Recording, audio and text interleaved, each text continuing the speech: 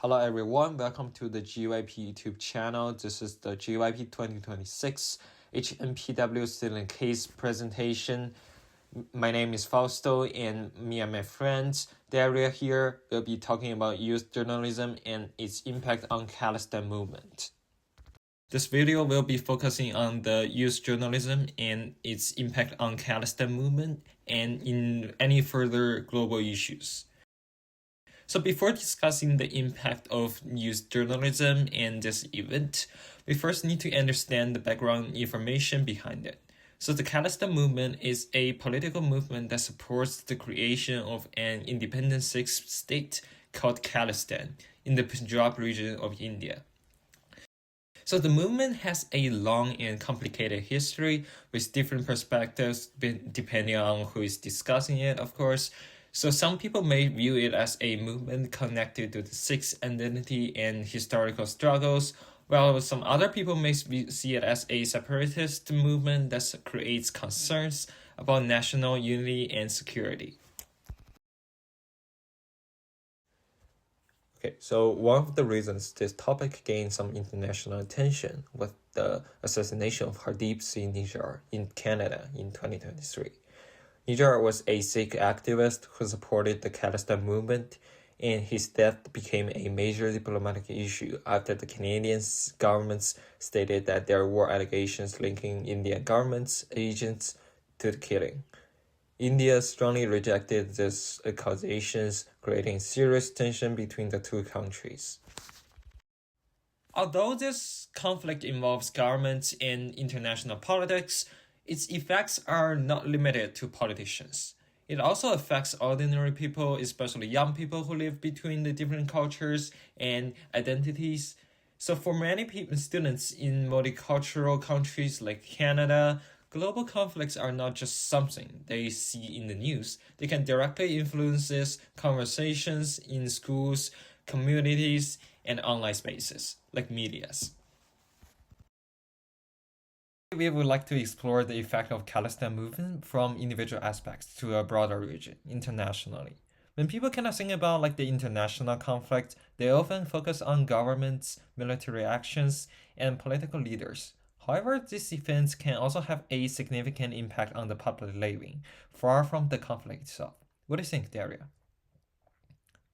Canada is one of the most multicultural countries in the world. People here come from many different culture, religious, and ethnic backgrounds.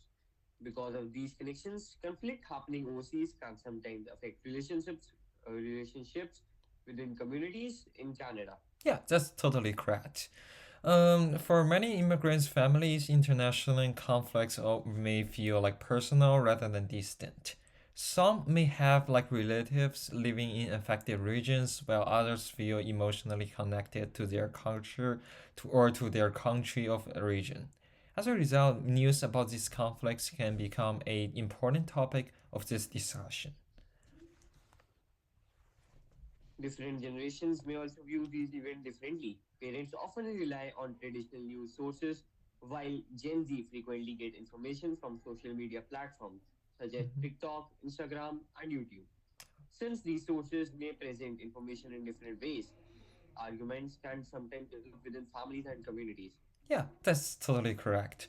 I also think identity is also another important factor to consider because many young people identify as both Canadians and as members of their cultural community.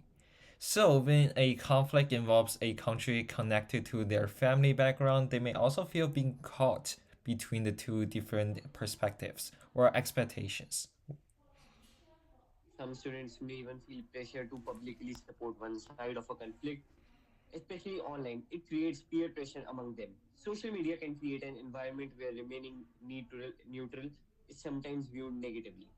However, many global conflicts are extremely complex and cannot be fully understood through simple right versus wrong narratives. Yeah, that's totally correct.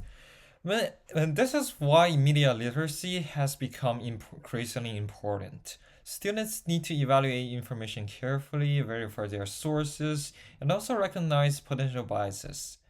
These skills can help young people then to inform the options rather than simply repeating information they encounter online. At the same time, learning about global issues can have positive effects. It can encourage young people to become more informed about world events, develop empathy for people affected by conflict, and participate in meaningful discussions about international affairs. Yeah, I agree on that one. Exactly. While the global conflict can create challenges for multicultural societies, they also remind us of the importance of critical thinking, respectful dialogue, and understanding different perspectives. That's true, but beyond personal identity, these conflicts can also affect communities across Canada in other ways. Hey Fausto, has the Khalistan movement influenced Canadian society more broadly in recent years? Yeah, definitely, yes. First, how conflicts abroad affect people living in India. Even though many conflicts happen outside India, they can still affect people here. News spread instantly through television and social media. People with family or friends abroad may worry about their safety. International conflicts can also influence India's foreign relations and public opinion. Second, increased protests and political debates. Events happening in the other countries sometimes lead to protests and demonstrations in India. Different groups may organize peaceful rallies to support their views. Political leaders and the media also discuss these issues, leading to more debates among the people. Third, concern about safety and extremism. Whenever sensitive issues become popular, there can be concern about public safety. The government and law enforcement agencies monitor situations to prevent violence or extremist activities. Their aim is to maintain peace and ensure the safety of all citizens. Finally, political discussions becoming more emotional. Because of social media and continuous news coverage, political discussions have become more emotional. People may strongly support different viewpoints, which can sometimes lead to arguments online or in daily life. Respecting different opinions and having calm, fact based discussions is important in a democratic society. Yeah, these are the effects of India of Khalistan movement. Okay, so after hearing about Delia's sharing on his perspective and his experiences, I would like to talk as a Canadian student here to share my perspective in this event. So for most of the Canadian students, especially those who live in diverse communities, this event has definitely changed the way many young people think about identity politics and belongings. So one major impact has been the increase in public discussions, protests, and political debates. So after Niger's assassination and the following diplomatic tensions, there were demonstrations from different groups across Canada.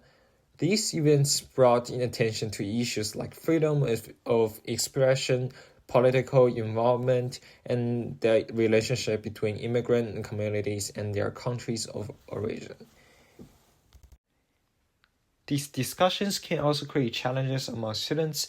For example, in multicultural schools, young people may have different personal connection to the issue. Some students may see it as mainly as a question of human rights and justice, while others may focus on concerns about separatism, security, or nationalism. Because of these different viewpoints, conversations about the topic can sometimes become emotional or so social media has definitely played a significant role in shaping how this works and also in shaping how Canadian youth understand this conflict. So many students learn about international events through platforms like TikTok, Instagram, YouTube, and other online sources instead of traditional news. So these allow information to spread quickly, but it also creates risks because short videos often simplify complicated political issues.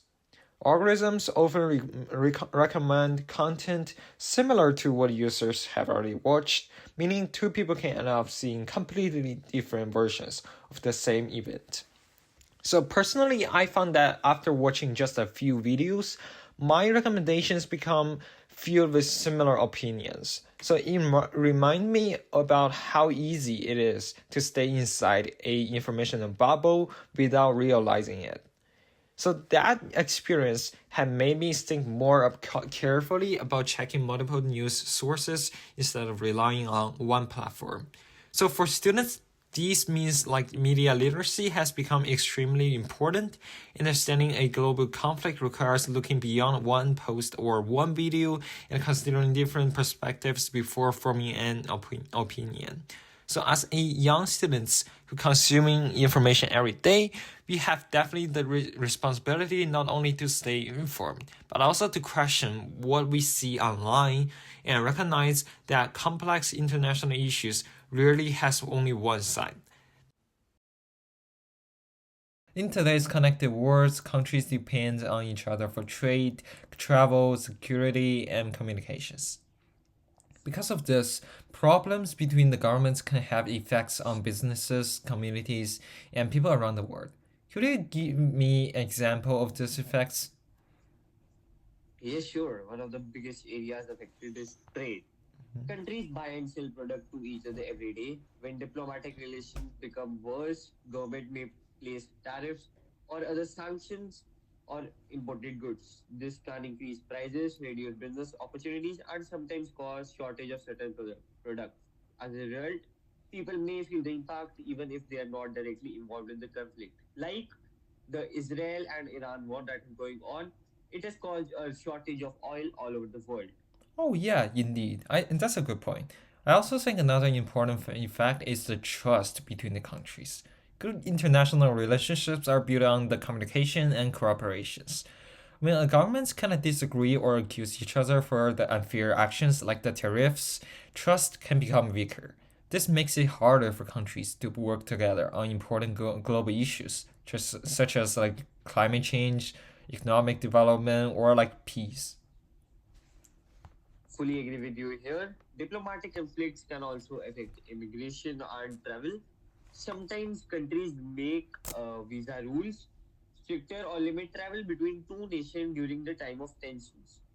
This can create challenges for international students, workers, tourists, and families who have relatives living in different countries. For many people, these policies can have a direct impact on their daily life and future plans. Oh, yeah, that's true. But I think public opinion is also influenced by diplomatic conflicts. Through the news reports and social medias, people often hear different stories about international events. Sometimes these discussions can lead into negative opinions or misunderstandings about each other, like the countries. Like the Khalistan movement that we have previously mentioned, it is important to remember that the political disagreements between governments do not always represent the views of the public.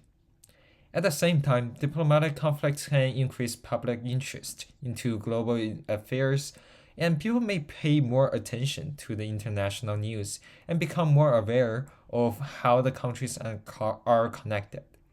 This can encourage like citizens to learn more about the global issues and think critically about the information they received. That's fully true, but in the end, diplomatic conflicts show how closely connected the world has become. A disagreement between two countries can affect trade, travel, security, and public opinion in many different places all over the world. Understanding these effects help us see why international cooperation is so important. Yeah, exactly. Although the conflict between the governments are sometimes unstoppable, the communication, respect, and cooperation remain important for solving problems and maintaining positive relationships between the countries. And these efforts help to create more stable and connected worlds for everyone. Thank you so much for sharing your thoughts on this topic. Yeah, sure. Thank you too. This is where news journalism can become especially valuable for young journalists researching and reporting on complex issues like the Niger case. Requires them to look beyond a single source, compare different viewpoints, and understand the historical and political context before sharing their informations. Through this process, they can develop a stronger critical thinking skills and become much more aware of how algorithms and media biases can shape public opinion. At the same time, youth journalism can have a unique influence on its audiences. Young people are often more willing to engage with content created by people their own age because of the language, the platforms, and the perspectives feels more relatable to them.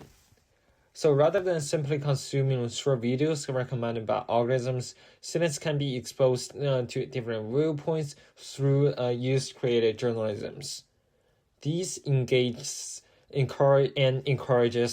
respectful discussions, reduces the risk of staying inside an echo chamber, and helps young people to build the habit of evaluating information from multiple perspectives instead of accepting the first narratives they see online. So after the sharing of our own experiences and the information we gather from online, so I think the Niger assassination and the following Canada-India tensions shows that global conflicts are no longer distant issues that only affect governments. So in today's connected world, international events can influence students, communities, and online conversations almost immediately after when the events just take place. So one of the biggest factors shaping public understanding of this event has been journalism, especially young journalisms. So young journalists and students creators have become important sources of information because they communicate through platforms that young audiences already use. They can explain complicated topics in a way that feels more accessible and relatable to the young audiences. However, youth journalism can also come with responsibility. So when covering sensitive topics like the Khalistan Movement, creators need to avoid spreading misinformation or presenting only one side of the complex issue. The way a student and a story is framed can strongly influence how audiences understand different communities and political groups.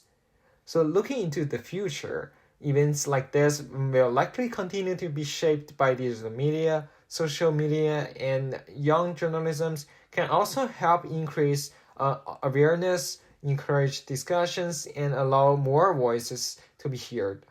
At the same time, they can also increase polarization if information is shared without context. So they have to be really serious about what information they're sharing and what perspective they are setting for. It has to be neutral. So therefore, one of the most important skills for future generations is not only staying informed, but also learning how critically evaluate information. So as global conflicts have become increasingly connected to the everyday life, respectful discussions and responsible journalism will play an important role in reducing misunderstandings and helping communities navigate difficult issues. Okay, so that's it for this video, and thank you so much for listening.